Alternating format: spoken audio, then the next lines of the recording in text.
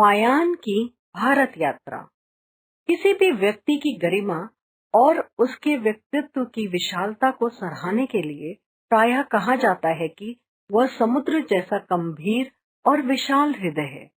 समुद्र वास्तव में अपने भीतर विशालता और गौरव गरिमा की महान प्रेरणाएं लिए रहता है। उसकी विशालता यद्यपि स्थूल जगत तक सीमाबद्ध होती है, फिर भी उसकी सूक्ष्म प्रेरणाएं मनुष्य को भी वैसा ही बनने की दिशा देती हैं। उसके निर्माण से लेकर विस्तार तक के तथ्यों पर दृष्टिपात किया जाए तो प्रतीत होगा कि यह स्थान प्राप्त करने के लिए उसे किन उथल पुथल से गुजरना पड़ा है। चीनी यात्रियों ने भारत भ्रमण करके जो यात्रा वृत्तांत लिखे हैं, उनसे प्राचीन भारत के इतिहास की बहुत सी बातें मालूम होती हैं। पहला चीनी यात्री फायान था। वह मध्य चीन का रहने वाला था। सन 400 ईस्वी में वह अपने देश से भारत की यात्रा करने निकला। उसकी यात्रा का उद्देश्य था बौद्ध तीर्थ स्थानों का दर्शन और बौद्ध धर्म की पुस्तकों का संग्रह करना। उस काल में भारतवर्ष से चीन को आने जाने के लिए दो रास्ते थे। एक रास्ता था हुतुन नगर से होकर भारतीय सीमा पर पहुंचने का और दूसरा था लंका के टापुओं से होकर। पहले रास्ते से भारत और चीन में व्यापार होता था। पहला स्थल मार्ग था और दूसरा जल मार्ग। समुद्र में तूफान बहुत आते थे, इस कारण जल मार्ग बड़ा भयावह हो गया था। फायान बड़ा वीर और निर्भय यात्री था। वह चीन से भारत में खतून के मार्ग से होकर आया था और लंका तथा जावा के मार्ग से होकर अपने देश को लौटा। फायान के साथ और भी यात्री थे। खतून पहुंचने के लिए लाप का जंगल पार करना पड़ता था। इस जंगल में फायान और उसके साथियों को बड़ा कष्ट उठाना पड़ा। कोसों पानी का नाम तक न था। सूर्य अपनी प्रचंड ताप से तप रहा था। प्यास और गर्मी के मारे यात्रियों का कंठ सूखने लगा। कहीं कहीं रास्ता भूल जाने से उन्हें और भी अधिक कष्ट उठाना पड़ा। वन में मार्ग भूलते भटकते तथा अनेक प्रकार के कष्ट सहते हुए वे सब लाप झील के किनारे जा पहुँचे। उस समय प्रायः सभी यात्रियों की बुरी दशा थी। कितने ही यात्री घबरा गए।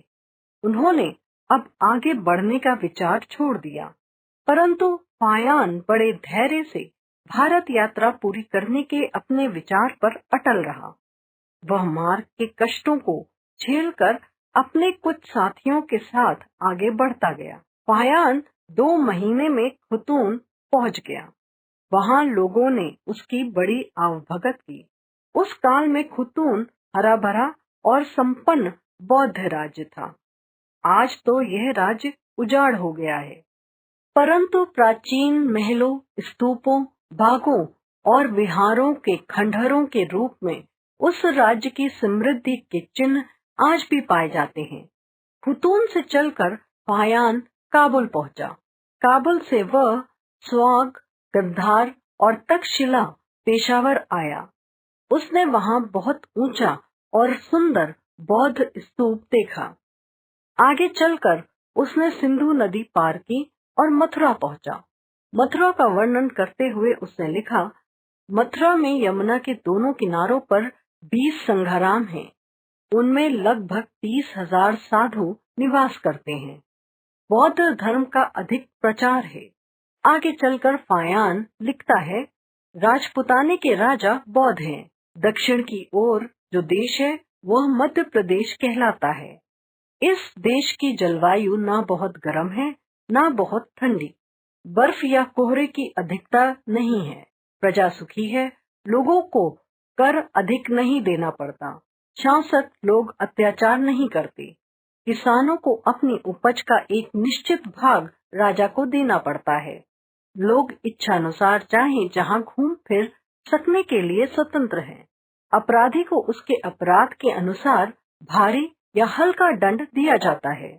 देश भर में जीव हत्या नहीं होती। बाजारों में कसाई खाने और मांस बेचने की दुकानें नहीं हैं। बुद्ध भगवान के समय से इस देश के राजा महाराज तथा अमीर लोग में दान से विहार निर्माण करने की प्रथा चली है। वे लोग भूमि आदि का दान पत्र लिख देते हैं, जिसकी आय से विहारों का काम चलता रहता है। विहारों में रहने वाले साधु संतों को भोजन मुफ्त मिलता है। मथुरा से चलकर फायान ने कन्नौज, श्रावस्ती, कपिलवस्तु, कुशीनगर, पाटलिपुत्र, राजगृह, गया, काशी आदि विभिन्न स्थानों की यात्रा की। भगवान बुद्ध की जन्मभूमि कपिलवस्तु को फायान ने बुरी दशा में पाया। नगर उजाड़ था। कुशीनगर, जहाँ बुद्ध ने यह लीला समाप्त की, बुरी दशा में था। वैशाली नगर में बौद्ध धर्म की पुस्तकों का संग्रह करने के लिए बौद्धों का दूसरा सम्मेलन हुआ। इस स्थान की दशा अच्छी थी।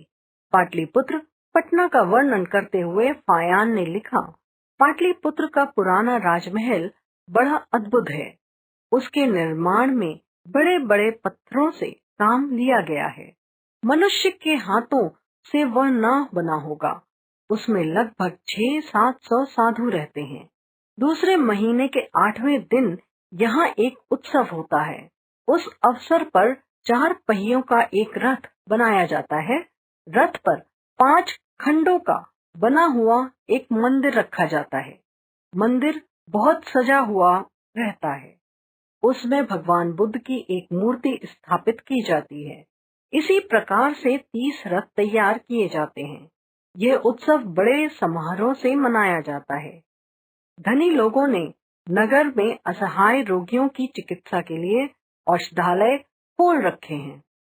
फायान ने गया में बौद्ध वृक्ष तथा बौद्धों के अन्य धार्मिक स्थानों का दर्शन किया। उसके उपरांत वह काशी, ताम्रलिप्त आदि स्थानों का भ्रमण कर जहाज द्वारा सिंघल द्वीप गया। लंका में उसने बहुत सी धार्मिक पुस्तकें इकट्ठा कर ली। फायान लंका में 2 वर्ष तक रहा।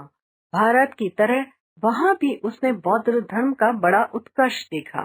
भारत की तरह वहाँ भी उसने बौद्ध धर्म की बहुत सी पुस्तकें और मूर्तियां इकट्ठी कर ली थीं। उन्हें वह अपने साथ चीन ले गया। स्वदेश छोड़े फायान को बहुत समय हो गया था, इसलिए उसे अपने देश का स्मरण होने लगा। अंत में उसने एक जहाज यात्रा की।